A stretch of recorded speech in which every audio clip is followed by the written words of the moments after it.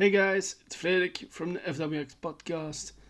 I want to continue talking about the Mission Impossible franchise, and we're gonna do that with, of course, the number 2, Mission Impossible 2. And so I'm gonna talk about the characters, I'm gonna talk about the story, and we're gonna do this. I'm gonna do this with the know how that I have, and I'm gonna cover also all the characters that are necessary to the story, and I have a handy picture of them in this picture. All the necessary people. By the way, now that I'm talking about that, something interesting came up when I was researching the not just the franchise, but the people that are in this franchise. And you have several people that are used to be known or already known or really became much more known because of this franchise. For instance, there's somebody here, right here, this right here, that is Brendan Gleeson. You might know him from other works. He's an Irish actor, a very famous uh, family of actors. You might know also, I believe it's his son that plays that vicious king in Game of Thrones. Okay, so enough of that. So I'm gonna bring that up as we go along about other people as well. So let's start off this episode of Mission Impossible. That being the second movie, Mission Impossible 4. 2. Goddamn. Okay. By the way, gonna give you the disclaimer already because I've done already a few of those things. I might flub a word that tends to happen or not. I occasionally will swear or not. It's already happened right now. So, also, I might have a weird pause on occasion because I need to look stuff up.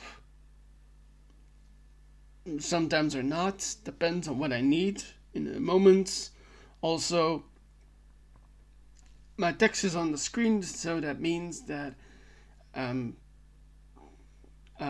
screen will get brighter, and that means I will get brighter, and so it's a little bit of a visual hint for you to know that I'm working on this right now. Okay, so let's start with this episode of this movie.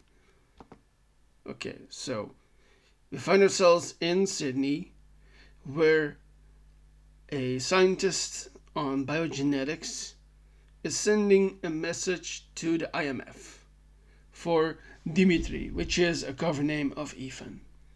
And this scientist is Dr. Vladimir Neghorvich. And Dimitri,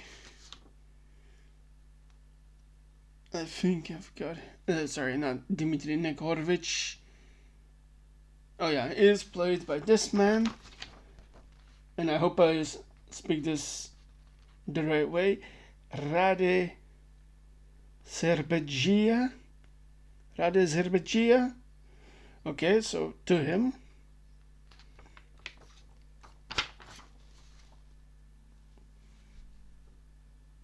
And it's a warning, this message, that the person that he works for and the company that he works for, Biocide Pharmaceuticals, is forcing him to develop a biological weapon so it can profit from that cure. And they have a name for this biological weapon, the Chimera virus. And here I'm gonna cut in for a moment because I do happen to be a huge nerd and I know a lot about history and mythology. The Chimera, for those who do not know, was a combination of several animals, a fiery creature with the body of a lion, with a snake-like tail, and like a male goat type in the middle. And so this thing was a menace that we know from mythology, from Greek mythology mostly. And so the cure is named after that thing. Okay.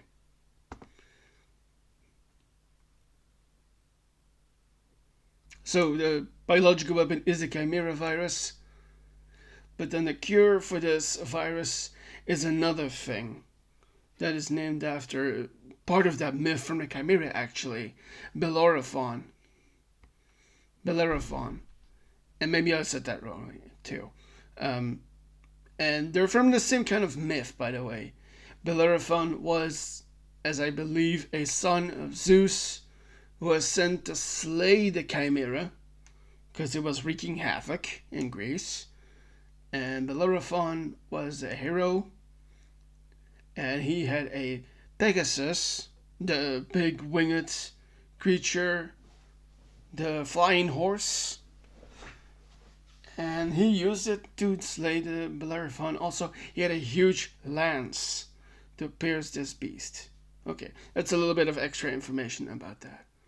Let's continue with this movie.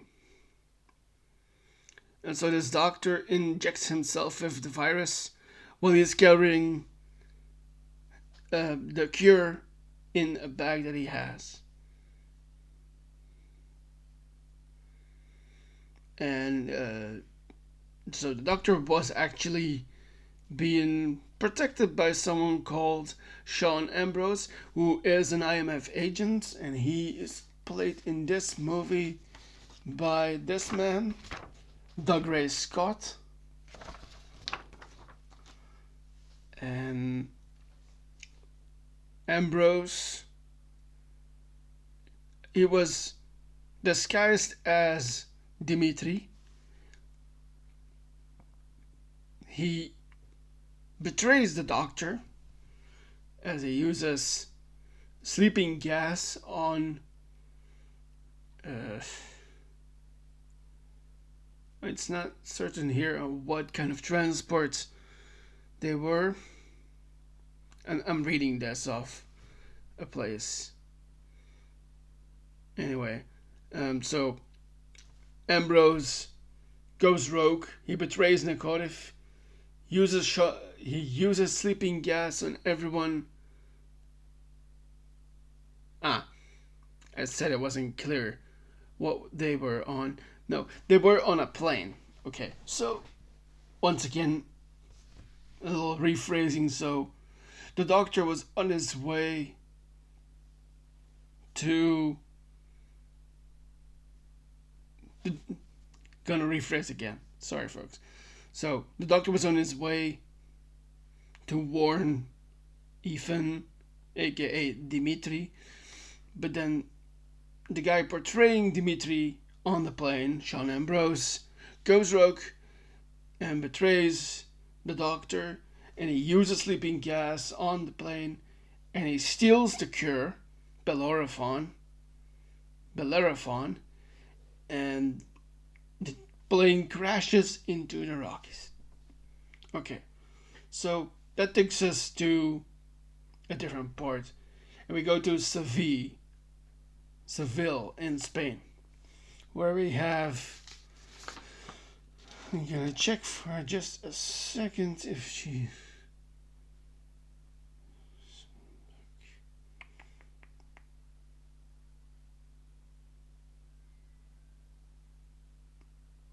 No, anyway.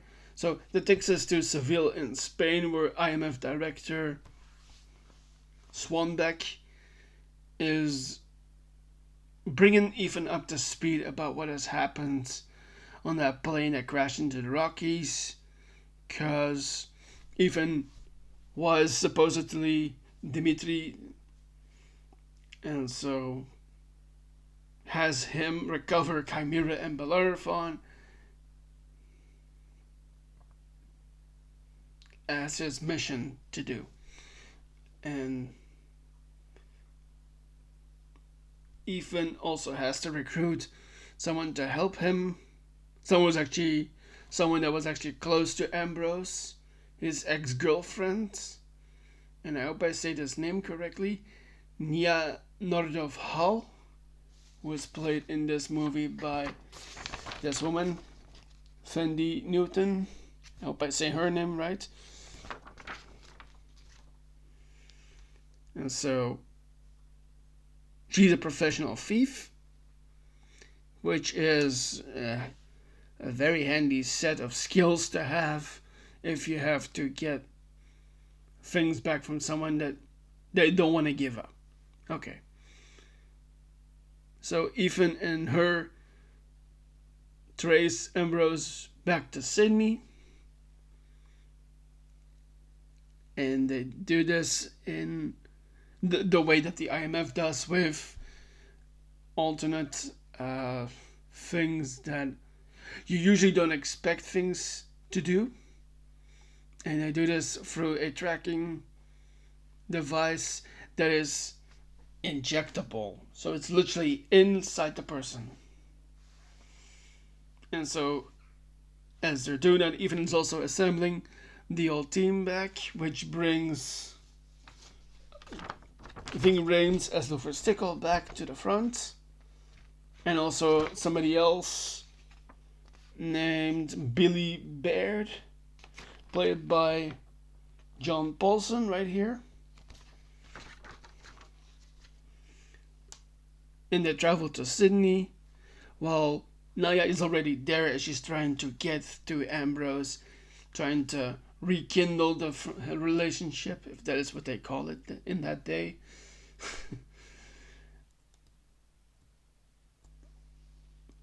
And there, Ambrose infects one of Nekorovich's colleagues to blackmail the employer that Nekorovich had, that is Biosite, or Biokite, however you're supposed to say that, and that is John McCloy, who I've mentioned before is played by Brendan Gleeson, the CEO of Biosite. And Ambrose in this moment has infected one of those colleagues of Chimera, so that McCloy helps Ambrose. Yeah.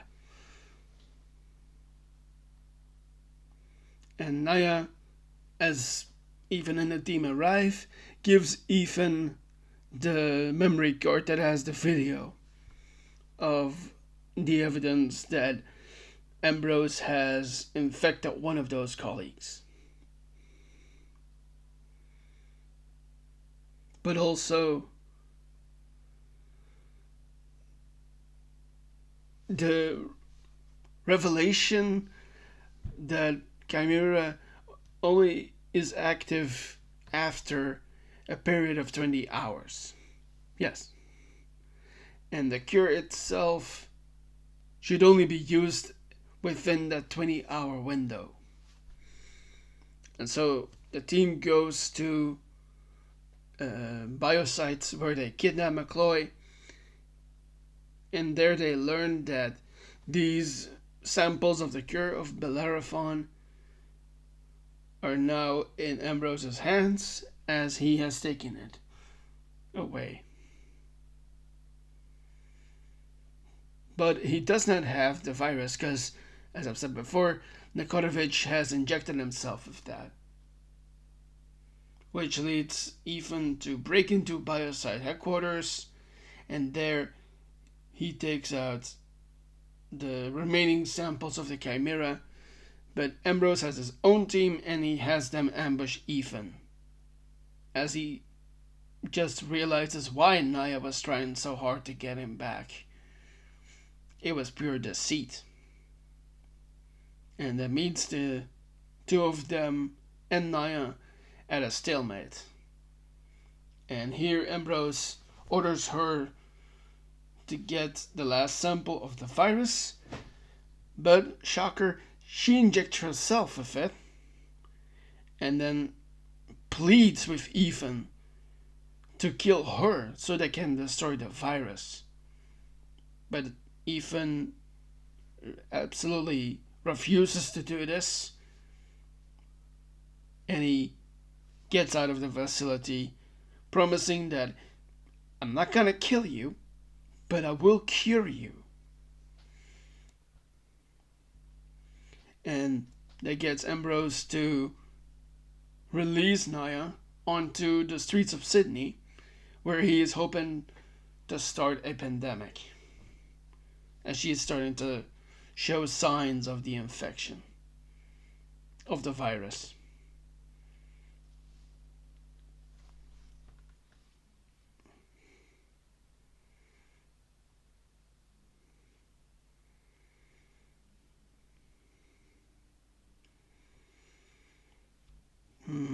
Catching up here. So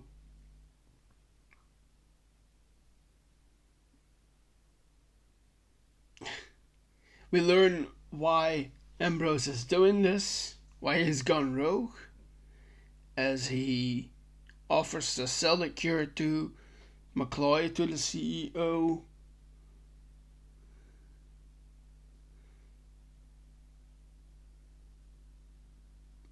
And it's to make him the main shareholder of the company so that he can make tons and tons of money off this.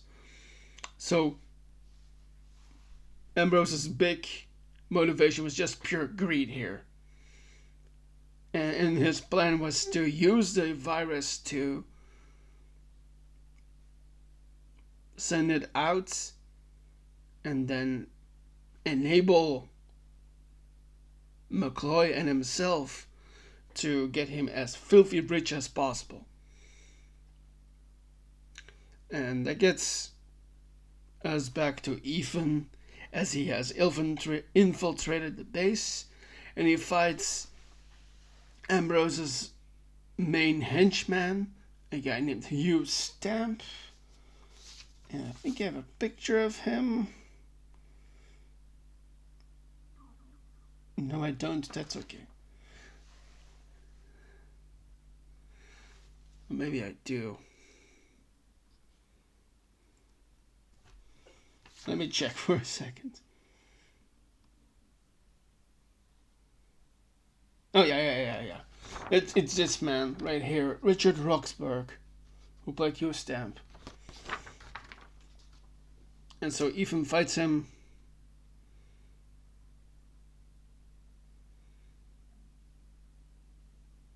But loses.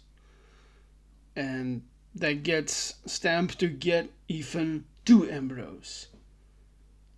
But because Ethan is not dead, Ambrose decides to kill Stamp.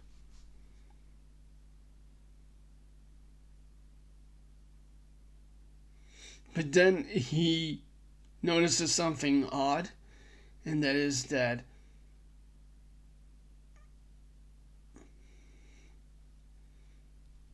there's something off about Stamp.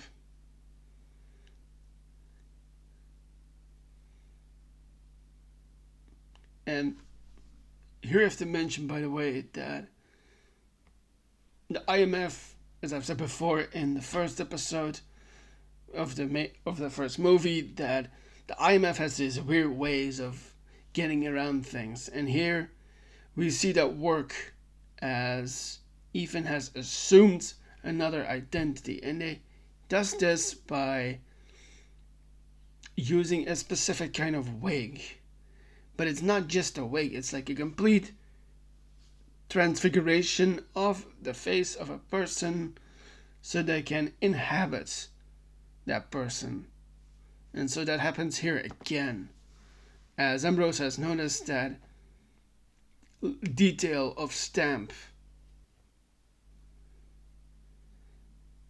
as Stamp had tried to question Ambrose's trust in Naya, and Ambrose had made it clear that he shouldn't question him. And actually, the man that he just executed is Stamp, not Ethan. So they switched roles, basically. Ethan has come on top again, using the skills he has as an IMF agent. And As he realizes this, Ethan has gotten the samples of the cure and has gotten out of there,